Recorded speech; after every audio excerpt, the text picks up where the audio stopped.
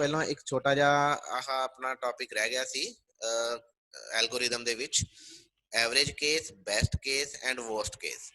ਠੀਕ, ਤਿੰਨ ਤਰ੍ਹਾਂ ਦੇ ਆਪਾਂ ਕੇਸਿਸ ਚੈੱਕ ਕਰਦੇ ਹਾਂ ਜਦੋਂ ਆਪਾਂ ਐਲਗੋਰਿਦਮ ਡਿਜ਼ਾਈਨ ਕਰਦੇ ਹਾਂ।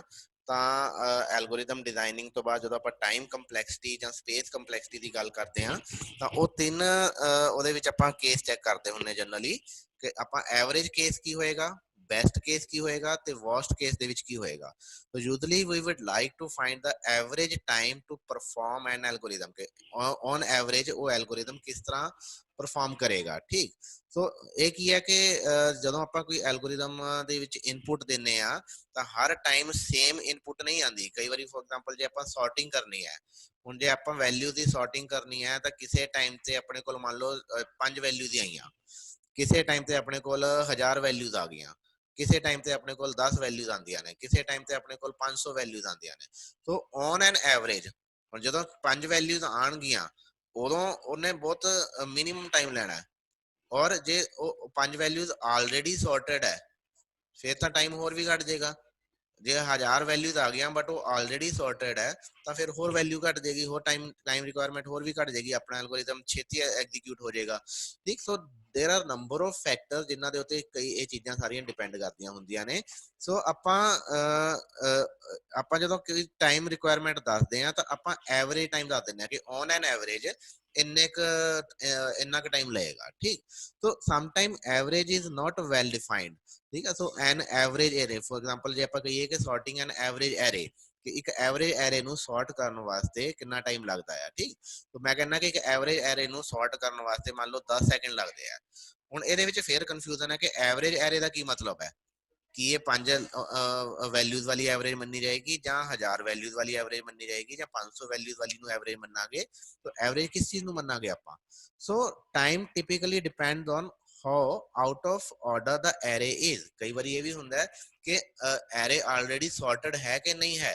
ਸੋ ਜੇ ਆਲਰੇਡੀ ਸੌਰਟਡ ਹੈ ਤਾਂ ਨੰਬਰ ਆਫ ਕੰਪੈਰੀਜ਼ਨ ਘੱਟ ਹੋਣਗੇ, ਨੰਬਰ ਆਫ ਸਵੈਪਿੰਗਸ ਘੱਟ ਹੋਣਗੀਆਂ ਉਹਦੇ ਵਿੱਚ। ਠੀਕ ਹੈ, ਸੋ ਸਵੈਪਿੰਗ ਕੀ ਹੁੰਦੀ ਹੈ ਕਿ ਆਪਾਂ ਇੱਕ ਐਲੀਮੈਂਟ ਜਦੋਂ ਆਪਾਂ ਐਰੇ ਦੇ ਵਿੱਚ ਪਿਆ ਆ 3 5 ਇੱਥੇ ਮੰਨ ਲਓ 2 ਪਿਆ ਹੈ, ਇੱਥੇ 1 ਪਿਆ ਹੈ, ਤਾਂ ਜਦੋਂ ਆਪਾਂ ਸੌਰਟਿੰਗ ਆਰਡਰ ਚਲਾਣਾ ਤਾਂ ਆਪਾਂ 2 ਨੂੰ ਇੱਥੇ ਲੈ ਕੇ ਜਾਵਾਂਗੇ, 3 ਨੂੰ ਇੱਥੇ ਲੈ ਕੇ ਜਾਵਾਂਗੇ, ਫਿਰ ਜਦੋਂ ਕੰਪੇਅਰ ਕਰਾਂਗੇ 3 ਨੂੰ ਇੱਥੇ ਲੈ ਕੇ ਆਵਾਂਗੇ ਤੇ 5 ਨੂੰ ਇੱਥੇ ਲੈ ਕੇ ਜਾਵਾਂਗੇ and so on. So this process is swapping. So ਜੇ ਐਰੇ ਆਲਰੇਡੀ ਸੌਰਟਡ ਹੋਏਗੀ ਤੇ ਸਵੈਪਿੰਗ ਪ੍ਰੋਸੈਸ ਜਿਹੜਾ ਆਪਣਾ ਇਹਦੀ ਜ਼ਰੂਰਤ ਜਿਹੜੀ ਹੈ ਉਹ ਘੱਟ ਜਾਏਗੀ। ਉਹਨੇ ਸਵੈਪਿੰਗ ਪ੍ਰੋਸੈਸ ਘੱਟ ਹੋਣਗੇ, ਜਿੰਨੇ ਸਵੈਪਿੰਗ ਪ੍ਰੋਸੈਸ ਘੱਟ ਹੋਣਗੇ ਉਹਨਾਂ ਟਾਈਮ ਘੱਟ ਲੱਗੇਗਾ। ਸੋ ਐਵਰੇਜ ਜਿਹੜਾ ਵਰਡ ਹੈ ਉਹ ਬੜਾ ਐਂਬੀਗਸ ਹੈ। ਐਵਰੇਜ ਨੂੰ ਡਿਫਾਈਨ ਕਰਨਾ ਇਟ ਇਜ਼ ਵੈਰੀ ਡਿਫਿਕਲਟ। ਆਪਾਂ ਇੱਕ ਆਈਡੀਆ ਤਾਂ ਲਗਾ ਸਕਦੇ ਹਾਂ, it is just an indication, it is just an idea. ਠੀਕ ਹੈ, sometime finding N average is also very difficult. So average ਨੂੰ ਡਿਫਾਈਨ ਕਰਨਾ ਬੜਾ ਡਿਫਿਕਲਟ ਹੋ ਜਾਂਦਾ ਹੈ। ਸੋ ਹਰ ਵਾਰੀ ਆਪਾਂ ਐਵਰੇਜ ਟਾਈਮ ਨਹੀਂ ਦੱਸ ਸਕਦੇ। often we have to satisfied with the finding the worst time required। ਸੋ ਜਿਹੜੀ ਸਭ ਤੋਂ ਬੈਸਟ ਆਪਾਂ ਫਾਈਂਡ ਆਊਟ ਕਰ ਸਕਦੇ ਹਾਂ ਕਿ ਆਪਾਂ ਵਰਸਟ ਟਾਈਮ ਕੱਢੀਏ। ਵਰਸਟ ਟਾਈਮ ਦਾ ਮਤਲਬ ਕੀ ਹੈ ਕਿ ਸਭ ਤੋਂ ਮਾੜੇ ਹਾਲਾਤ ਵਿੱਚ ਕੀ ਹੋਏਗਾ। ਜੇ ਆਪਾਂ ਕੋਲ ਐਰੇ ਹੈਗੀ ਆ, ਮੰਨ ਲਓ ਆਪਣੇ ਕੋਲ ਮੈਮਰੀ ਲਿਮਿਟ ਹੈ 1000 ਦੀ, 1000 ਲੋਕੇਸ਼ਨ 1000 ਵੈਲਿਊਜ਼ ਨੂੰ ਆਪਾਂ ਸੌਰਟ ਕਰਨਾ ਹੈ ਤਾਂ 1000 ਲੋਕੇਸ਼ਨ ਵਾਸਤੇ ਵਰਸਟ ਕੀ ਹੋ ਸਕਦਾ ਹੈ ਕਿ ਆਪਣੇ ਕੋਲ 1000 ਦੀਆਂ 1000 ਵੈਲਿਊਜ਼ ਆ ਗਈਆਂ ਔਰ ਉਹ ਸਾਰੀਆਂ ਹੀ ਅਨਆਰਡਰਡ ਹੈ, ਕੋਈ ਆਰਡਰ ਹੀ ਨਹੀਂ ਹੈ ਉਹਦੇ ਵਿੱਚ। ਤਾਂ ਵਰਸਟ ਕੇਸ ਦੇ ਵਿੱਚ ਕੀ ਹੋਏਗਾ ਕਿ ਹਰ ਐਲੀਮੈਂਟ ਦੇ ਨਾਲ ਆਪਾਂ ਨੂੰ ਇੱਕ ਵਾਰੀ ਸਵੈਪਿੰਗ ਕਰਨੀ ਪਏਗੀ। ਠੀਕ ਹੈ, ਸੋ ਆਪਾਂ ਜਦੋਂ ਕਿਸੇ ਐਲਗੋਰਿਦਮ ਦੀ ਪਰਫਾਰਮੈਂਸ ਦੀ ਗੱਲ ਕਰਦੇ ਹਾਂ ਤਾਂ ਆਪਾਂ ਸਭ ਤੋਂ ਵਰਸਟ ਕੇਸ ਸੋਚੀਏ ਕਿ ਸਭ ਤੋਂ ਮਾੜਾ ਕੀ ਹੋ ਸਕਦਾ ਤੇ ਉਸ ਚੀਜ਼ ਨੂੰ ਕਵਰ ਕਰਨ ਲਈ ਕਿੰਨਾ ਟਾਈਮ ਲੱਗੇਗਾ। ਸੋ ਜੇ ਆਪਾਂ ਉਹ ਚੀਜ਼ ਨੂੰ ਫਾਈਂਡ ਆਊਟ ਕਰੀਏ we have to satisfy with finding the worst time required. So this is called worst case. So ਆਪਣੇ ਕੋਲ ਤਿੰਨ ਕੇਸ ਹੁੰਦੇ ਨੇ, average case, worst case and best case। ठीक है, best is ਕੀ ਹੁੰਦਾ ਕਿ fastest case and which is seldom of interest। fastest case ਦਾ ਮਤਲਬ ਕੀ ਹੋ ਗਿਆ, ਮੇਰੇ ਕੋਲ 1000 ਵੈਲਿਊ ਸੀਗੀਆਂ, 1000 ਲੋਕੇਸ਼ਨ ਸੀਗੀਆਂ, ਪਰ ਮੇਰੇ ਕੋਲ ਇੱਕੋ ਹੀ ਐਲੀਮੈਂਟ ਆਇਆ ਸੌਰਟ ਕਰਨ ਵਾਸਤੇ, ਉਹਨੂੰ ਕਿੰਨਾ ਟਾਈਮ ਲੱਗੂਗਾ। so that is the best case। ਸਭ ਤੋਂ ਬੈਸਟ ਪੋਸੀਬਲ ਕੀ ਹੋ ਸਕਦਾ ਕਿ ਮੇਰੇ ਕੋਲ ਐਲੀਮੈਂਟ ਹੀ ਇੱਕ ਆਇਆ।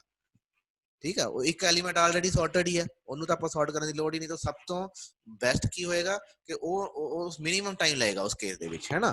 ਸੋ ਬੈਸਟ ਕੇਸ ਦੇ ਵਾਸਤੇ ਕੋਈ ਵੀ ਇੰਟਰਸਟਡ ਨਹੀਂ ਹੁੰਦਾ। ਜਦੋਂ ਵੀ ਆਪਾਂ ਕੰਪੈਰੀਜ਼ਨ ਕਰਨਾ ਆਪਾਂ ਬੈਸਟ ਕੇਸ ਦੇ ਉੱਤੇ ਕੰਪੈਰੀਜ਼ਨ ਨਹੀਂ ਕਰਦੇ, ਆਪਾਂ ਵਰਸਟ ਕੇਸ ਦੇ ਹਿਸਾਬ ਨਾਲ ਕੰਪੈਰੀਜ਼ਨ ਕਰਦੇ ਹਾਂ। ਠੀਕ ਹੈ। This is again similar like ਜਦੋਂ ਆਪਾਂ ਕਲਾਸ ਦੇ ਵਿੱਚ ਪੜ੍ਹਾ ਰਹੇ ਹਾਂ, ਜਦੋਂ ਮੈਂ ਪੜ੍ਹਾਉਂਦਾ ਆ ਤੇ ਆਪਾਂ ਕਰਦੇ ਆ ਫੋਕਸ ਜਿਹੜਾ ਹੈ ਆਪਣਾ ਉਹ ਕਿਹਦੇ ਤੇ ਹੁੰਦਾ ਹੈ? ਫੋਕਸ ਹੁੰਦਾ ਹੈ ਇੱਕ ਜਿਹੜਾ ਪੂਅਰ ਸਟੂਡੈਂਟ ਹੈ, ਜਿਹੜਾ ਮਤਲਬ ਜਿਹਦੀ ਲਰਨਿੰਗ ਜਿਹੜੀ ਇੰਨੀ ਅੱਛੀ ਨਹੀਂ ਹੈ। ਸੋ ਕਲਾਸ ਦੇ ਵਿੱਚ ਵੀ ਬਹੁਤ ਸਾਰੇ ਬੱਚੇ ਹੁੰਦੇ ਆ, ਇੱਕ ਕੁਝ ਟੌਪਰ ਹੈਗੇ ਆਪਣੇ ਕੋਲ ਜਿਨ੍ਹਾਂ ਦੀ ਗ੍ਰੈਸਪਿੰਗ ਪਾਵਰ ਜਿਹੜੀ ਹੈ ਬਹੁਤ ਜ਼ਿਆਦਾ ਹੁੰਦੀ ਹੈ ਔਰ ਉਹ ਬੜੀ ਛੇਤੀ ਗੱਲ ਨੂੰ ਸਮਝ ਲੈਂਦੇ ਆ, ਹੈ ਨਾ। ਕੁਝ ਬੱਚੇ ਹੁੰਦੇ ਆ ਐਵਰੇਜ, ਕਿ ਚਲੋ ਠੀਕ ਹੈ ਥੋੜੀ ਜਿਹੀ ਉਹਨਾਂ ਤੇ ਮਿਹਨਤ ਕਰਦੇ ਆ ਆਪਾਂ ਤੇ ਫਿਰ ਉਹਨਾਂ ਨੂੰ ਸਮਝ ਲੱਗ ਜਾਂਦੀ ਹੈ ਗੱਲ।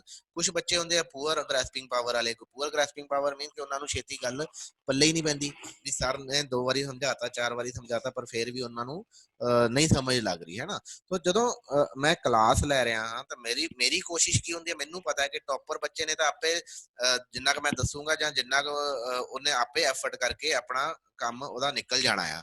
ਜਿਹੜਾ ਐਵਰੇਜ ਬੱਚਾ ਹੈ ਉਹਨੇ ਵੀ ਥੋੜੀ ਬਹੁਤੀ ਮਿਹਨਤ ਕਰੇਗਾ ਤਾਂ ਉਹ ਨਿਕਲ ਸਕਦਾ ਹੈ, ਠੀਕ ਹੈ, ਔਨ ਐਵਰੇਜ ਉਹ ਆਪਣੇ ਨੰਬਰ ਵਧੀਆ ਲੈ ਲੇਗਾ। ਪਰ ਮੇਰਾ ਫੋਕਸ ਹੋਏਗਾ ਪੂਅਰ ਸਟੂਡੈਂਟ ਦੇ ਉੱਪਰ, ਕਿ ਜੇ ਮੈਂ ਪੂਅਰ ਸਟੂਡੈਂਟ ਨੂੰ ਸਮਝਾ ਦਿੱਤਾ ਤਾਂ ਜਿੰਨਾ ਮੈਂ ਐਫਰਟ ਪੂਅਰ ਸਟੂਡੈਂਟ ਨੂੰ ਸਮਝਾਉਣ ਦੇ ਉੱਪਰ ਲਗਾਉਂਗਾ, ਸੇਮ ਐਫਰਟ ਦੇ ਨਾਲ ਐਵਰੇਜ ਵਾਲੇ ਨੇ ਵੀ ਸਮਝ ਜਾਣਾ ਹੈ ਤੇ ਟੌਪਰ ਵਾਲੇ ਨੇ ਵੀ ਸਮਝ ਜਾਣਾ ਹੈ। तो मेरा फोकस हमेशा ये रहेगा कि पूअर स्टूडेंट के उत्ते ਆਪਾਂ फोकस रखिए, ताकि जे ਉਹਨੂੰ समझ आ गया ਇਹਦਾ मतलब ਕੀ ਹੈ ਕਿ ਐਵਰੇਜ ਵਾਲੇ ਨੂੰ ਵੀ ਸਮਝ ਆ ਗਿਆ ਔਰ ਇਹਦਾ मतलब ਹੈ ਟੌਪਰ ਵਾਲੇ ਨੂੰ ਵੀ ਆਪੇ ਸਮਝ ਆ ਗਿਆ। ਸੋ ਜਿਸ ਤਰ੍ਹਾਂ ਮੈਂ ਗੱਲ ਕੀ ਕਿ ਆਪਣਾ ਫੋਕਸ ਹਮੇਸ਼ਾ ਐਸੇ ਸੇਮ ਹੀ ਐਲਗੋਰਿਦਮ ਦੇ ਵਿੱਚ ਹੈ। ਜਦੋਂ ਆਪਾਂ ਐਲਗੋਰਿਦਮ ਦੀ ਗੱਲ ਕਰਦੇ ਹਾਂ ਤਾਂ ਆਪਾਂ ਵਰਸਟ ਕੇਸ ਨੂੰ ਕੰਸੀਡਰ ਕਰਦੇ ਹਾਂ।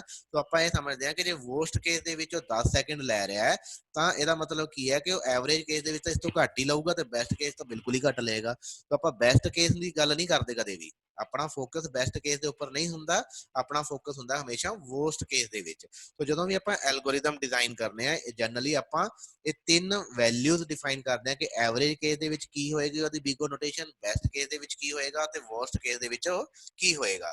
ਤਾਂ ਆਪਾਂ 3 ਤਰ੍ਹਾਂ ਦੀਆਂ ਬਿਗੋ ਨੋਟੇਸ਼ਨ फाइंड आउट करते हैं, बट जनरली अपना फोकस वर्स्ट केस के उपर ही होंदा है। बाकी चीज़ां तां आपां सिर्फ थ्योरेटिकल पर्पस वास्ते आपां मेंशन कर दिंदे आ, ठीक। सो आई होप क्लीयर है। Average case, best case and worst case, 3 तरह के अपने कोल केस है, आपां 3 तरह के टाइम पीरियड करने हैं। नैक्सट जी अपनी कंसैप्ट है that is about space and time. 2 तरह की अपने कोल कंपलैक्सिटी है, space complexity and time complexity, and our motive is to reduce the space and execution time both. तो अपना काम की है, अपनी कोशिश हमेशा की होंगी है जो आप एल्गोरिदम डिजाइन करते हैं तो we are trying to reduce the space requirement as well as the execution time requirement, कि अपना एल्गोरिदम मिनिमम टाइम दे विच एग्जीक्यूट होना चाहिए ते उन्होंने मिनिमम स्पेस लैनी चाहिए है। But in real situation both are opposite in nature. जो आप स्पेस इनक्रीज करते हैं तो अपना टाइम डिक्रीज होता है, जो आप टाइम इनक्रीज करते हैं तो अपनी स्पेस डिक्रीज होती है। सो ये दोनों आपस के एक दूसरे के उल्ट होंगे है। तो इस चीज़ को समझने वास्ते मैं थोड़ी एक छोटी जी एग्जांपल लवांगा। फॉर एग्जांपल मेरे को एक टेबल है, ठीक, उस टेबल के विच है मेरे को स्टूडेंट का रोल नंबर ते student they name for example, ते ओदे होर कोई इन्फॉर्मेशन भी एड्रैस वगैरह है ना। दैन स्टूडेंट का roll number for example 101 102 103 104 105। Name दे विच आपां पा लईए सपोज ए नेम है गुरजीत, गुरप्रीत ही ला लैने चलो। इत्थे है अपने कोल नेम सपोज अमन, इत्थे है अपने कोल नेम सपोज सीमा, ठीक है। इत्थे आपां लिख दिए हरप्रीत, ठीक है। इत्थे आपां लिख दिए गुरनीत। तो ये नेम हैगे ने और तुसी देखो कि this list is already sorted according to your roll number, ठीक। हुण जे मैं कुछ सर्च करना है, सर्चिंग ऑपरेशन लगाना है, रोल नंबर के हिसाब के नाल मैं सर्च करांगा और मैं फाइंड आउट कर लांगा। फॉर एग्जांपल जे मैं 103 के बारे सर्च करना है तो जदों जे तुहानूं थोड़ा आइडिया होवे जदों सॉर्टेड डाटा होवे तो आप सर्च ऑपरेशन लगाने उसनों आप कहने binary search operation. Binary search operation का मतलब की है कि आप अपने डाटा नू सेंटर दे विचों लभना शुरू करांगे। आप सब तो पहला सेंटर वाली एलीमेंट चेक करांगे। सेंटर वाला एलीमेंट आप फाइंड आउट कर रहे हैं 103, आप चेक करांगे सेंटर मेरे को 5 वैल्यूज है, 5 का सेंटर जिहड़ा है वो आ गया 3। तो आप चेक करांगे कि 3 जिहड़ा है ये मेरी जो रिक्वायरमेंट है उन्होंने सैटिस्फाई कर रहा है। इफ इट मैचेज तो आप कोरसपोंडिंग वैल्यू नू एक्सट्रैक्ट कर लांगे। ठीक है ਹੁਣ ਕਿਉਂਕਿ ਬਾਈਨਰੀ ਆਪਰੇਸ਼ਨ ਹੈ ਇਹਦੇ ਵਿੱਚ ਆਪਾਂ ਜਦੋਂ ਸਰਚ ਕੀਤਾ ਤਾਂ 103 ਮੈਨੂੰ ਫਰਸਟ ਅਟੈਂਪਟ ਦੇ ਵਿੱਚ ਹੀ ਮਿਲ ਗਿਆ ਫਰਸਟ ਅਟੈਂਪਟ ਦੇ ਵਿੱਚ ਮਿਲ ਗਿਆ ਤਾਂ ਮੇਰੇ ਕਿੰਨੇ ਕੰਪੈਰੀਜ਼ਨ ਆਪਰੇਸ਼ਨ ਹੋਏ only 1 with only one comparison operation I can find out the information about this particular student but in ਜੇ ਹੁਣ ਮੇਰੇ ਕੋਲ ਸਟੂਡੈਂਟ ਦਾ ਰੋਲ ਨੰਬਰ ਨਹੀਂ ਹੈ ਬਟ ਮੈਨੂੰ ਉਹਦਾ ਨਾਮ ਪਤਾ ਹੈ now I want to find out the information roll number of the student whose name is Seema ਤਾਂ ਮੈਨੂੰ ਕੀ ਕਰਨਾ ਪਏਗਾ so I have to check first name ਕੀ ਇਹ ਸੀਮਾ ਨਾਲ ਮੈਚ ਕਰ ਰਿਹਾ ਸੈਕੰਡ ਨੇਮ ਕੀ ਇਹ ਸੀਮਾ ਨਾਲ ਮੈਚ ਕਰ ਰਿਹਾ ਥਰਡ ਨੇਮ ਕੀ ਇਹ ਸੀਮਾ ਨਾਲ ਮੈਚ ਕਰ ਰਿਹਾ ਹਾਂ ਇੱਥੇ ਮੈਚ ਹੋ ਗਿਆ then we can retrieve the roll number ਤਾਂ ਉਸ ਦੇ ਹਿਸਾਬ ਨਾਲ ਆਪਾਂ ਉਹਦਾ ਰੋਲ ਨੰਬਰ ਲੱਭ ਲਾਂਗੇ ਹੁਣ ਇੱਥੇ ਕਿੰਨੇ ਆਪਰੇਸ਼ਨ ਹੋਏ ਇੱਥੇ ਮੈਨੂੰ 3 ਆਪਰੇਸ਼ਨ ਕਰਨੇ ਪਏ 3 ਆਪਰੇਸ਼ਨ ਕਿਵੇਂ ਕਰਨੇ ਪਏ ਪਹਿਲਾ ਕੰਪੈਰੀਜ਼ਨ ਪਹਿਲੇ ਨਾਮ ਦੇ ਨਾਲ ਉੱਥੇ ਮੈਚ ਨਹੀਂ ਹੋਇਆ ਫਿਰ ਦੂਸਰੇ ਨਾਮ ਦੇ ਨਾਲ ਕੰਪੈਰੀਜ਼ਨ ਫਿਰ ਤੀਸਰੇ ਨਾਮ ਦੇ ਨਾਲ ਕੰਪੈਰੀਜ਼ਨ ਤੀਸਰੇ ਕੰਪੈਰੀਜ਼ਨ ਤੋਂ ਬਾਅਦ ਮੈਨੂੰ ਆਪਣਾ ਡਾਟਾ ਮਿਲਿਆ ਤੀਸਰੇ ਕੰਪੈਰੀਜ਼ਨ ਤੋਂ ਬਾਅਦ I can find out the required information so ਇਹ ਹੈਗਾ ਕਿ ਇਸ ਚੀਜ਼ ਨੂੰ ਹੁਣ ਮੈਂ ਟਾਈਮ ਨੂੰ ਕਿਵੇਂ ਘਟਾ ਸਕਦਾ ਮੇਰਾ ਟਾਈਮ ਇਨਕਰੀਜ਼ ਹੋ ਗਿਆ ਕਿਉਂ ਇਨਕਰੀਜ਼ ਹੋਇਆ ਕਿਉਂਕਿ ਮੇਰੇ ਕੋਲ ਨੰਬਰ ਆਫ ਆਪਰੇਸ਼ਨਸ ਵੱਧ ਗਏ ਕਿਉਂਕਿ ਮੇਰਾ ਡਾਟਾ ਸੌਰਟਿੰਗ ਆਰਡਰ ਦੇ ਵਿੱਚ ਨਹੀਂ ਪਿਆ ਹੋਇਆ ਸੀਗਾ ਜਦੋਂ ਸੌਰਟਿੰਗ ਆਰਡਰ 'ਚ ਨਹੀਂ ਸੀ ਪਿਆ ਹੋਇਆ ਤਾਂ ਮੈਨੂੰ ਕੀ ਲਗਾਉਣਾ ਪਿਆ ਮੈਨੂੰ ਲੀਨੀਅਰ ਸਰਚ ਲਗਾਉਣੀ ਪਈ ਲੀਨੀਅਰ ਸਰਚ ਦਾ ਮਤਲਬ ਕੀ ਹੈ ਆਪਾਂ 1 ਬਾय 1 ਪਹਿਲੇ ਐਲੀਮੈਂਟ ਤੋਂ ਸ਼ੁਰੂ ਹੋ ਜਾਂਦੇ ਆ ਤਾਂ ਪਹਿਲਾ ਐਲੀਮੈਂਟ ਕੰਪੇਅਰ ਕੀਤਾ ਫਿਰ ਦੂਸਰਾ ਐਲੀਮੈਂਟ ਕੰਪੇਅਰ ਕੀਤਾ ਫਿਰ ਤੀਸਰਾ ਐਲੀਮੈਂਟ ਕੰਪੇਅਰ ਕੀਤਾ ਚੱਲਦੇ ਚੱਲਦੇ ਆਪਾਂ ਜਦ ਤੱਕ ਆਪਾਂ ਨੂੰ ਆਪਣਾ ਐਲੀਮੈਂਟ ਨਹੀਂ ਮਿਲ ਜਾਂਦਾ ਤਦ ਤੱਕ ਆਪਾਂ ਇਹ ਪ੍ਰੋਸੈਸ ਨੂੰ ਕੰਟੀਨਿਊ ਰੱਖਦੇ ਹਾਂ ठीक सो लीनियर सर्च मैनू लगाना पिया बाइनरी सर्च के मुकाबले तो बाइनरी सर्च जिहड़ा है वो ज़्यादा वधिया सीगा लीनियर सर्च जिहड़ा है वो थोड़ा जिहा उस तो घट वधिया है वो ज़्यादा टाइम लैंदा है बाइनरी सर्च घट टाइम लैंदा है हुण जे आपां इहदा टाइम कंपलैक्सिटी नू घटाना होवे जे टाइम कंपलैक्सिटी नू घटाना होवे तां अपने कोल की ऑप्शन है I can store this information into another array मैं एक होर एरे बना लांगा जिहदे विच मैं इंफॉर्मेशन अपनी स्टोर करांगा अल्फाबेटिकली नेम दी फॉर एग्जांपल पहले नंबर ते मैं रख लिया अमन ये तो बाद आ गया अपने कोल गुनीत नहीं हाँ गुनीत ठीक है देन आ गया अपने कोल गुरप्रीत देन आ गया अपने कोल हरप्रीत है ना एंड देन आ गया अपने कोल सीमा तो इस तरह करके हुण जदों मैं इत्थे सर्चिंग करांगा इस एरे दे विच then I can use the binary search method तो बाइनरी सर्च मैथड दे हिसाब नाल मैनू सर्च करना है ते बाइनरी सर्च हुण बट ये की है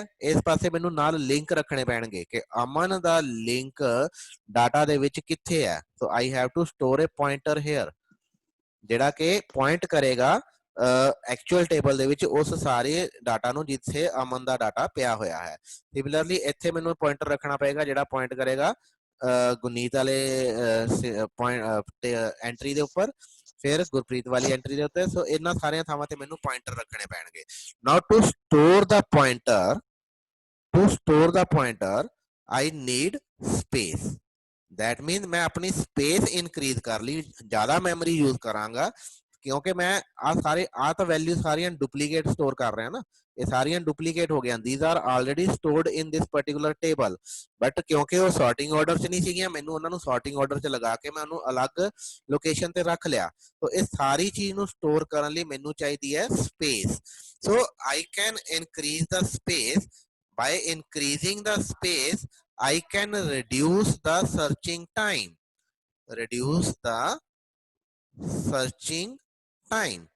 so time reduce हो गया so that means that is ये वही गल है जिहड़ी मैं तुहानू पहला ही दसी सी कि both are opposite जे मैं टाइम रिड्यूस करता हाँ तो मेरी स्पेस इनक्रीज होएगी जे मैं स्पेस नू रिड्यूस करदा जिवें मैं आही टेबल यूज कर लेना मैं इनू नहीं यूज करता तो मैं उसे स्पेस नू यूज कर रहा ते मैं स्पेस रिड्यूस करने की कोशिश करता तो मेरा जिहड़ा टाइम है वो इनक्रीज हो जाता है तो ये दोनों ही एक दूसरे के अपोजिट है इस चीज नू समझण दी लोड़ है तो आपां अपने एल्गोरिदम रिक्वायरमेंट की है एल्गोरिदम दी कि वो स्पेस भी घट खावे ते वो टाइम भी घट खावे पर एक्चुअल दे विच इदां नहीं होना एक्चुअल दे विच जे तुसीं स्पेस घटाउण दी कोशिश करोगे तो टाइम वध जाएगा जे टाइम घटाउण दी कोशिश करोगे तो स्पेस वध जाएगी सो इस तरह करके तुसीं की करना है तुहाडा काम की है you have to create a balance ਤੁਹਾਨੂੰ ਬੈਲੈਂਸ ਕ੍ਰੀਏਟ ਕਰਨਾ ਪਏਗਾ ਸਪੇਸ ਔਰ ਟਾਈਮ ਦੇ ਵਿੱਚ, ਠੀਕ ਹੈ। So you have to as a programmer, as a developer, it is your duty to create the balance between the